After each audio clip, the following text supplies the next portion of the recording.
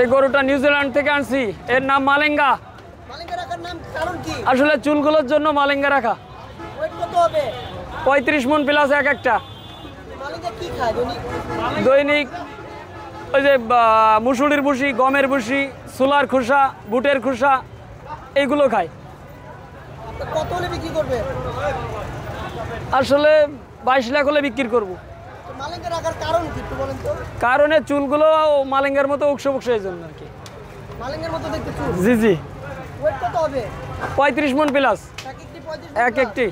এই দুটো জমজ তো দেখা যাচ্ছে। হ্যাঁ, একই মায়ের পেটের জমজেরা। একই মায়ের পেটে দুই জমজ ভাই। জি জি। কোথা থেকে আনছেন এগুলো? আনছি তো নিউজিল্যান্ড থেকে। পালছেন কোথায়? পালছি খুলনা জেলা ডুমুরিয়া থানা। কত বছর ধরে পালতেছেন এগুলো? আমি 3 বছর পালতেছি।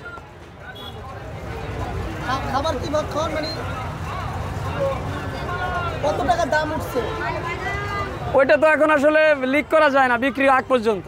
মানে কত উঠছে আপনার চাহিদা কত বা কত টাকা দাম উঠছে? লাস্ট চাহিদা কত? লাস্ট চাহিদা 20-এর উপরে। 20-এর উপরে মানে দুইটা এক একটা 10 লাখ করে বিক্রি করবে? জি জি, নিচে কোনো সুযোগ নাই। হয়ে যাবে, কাছাকাছি হয়ে গেছে।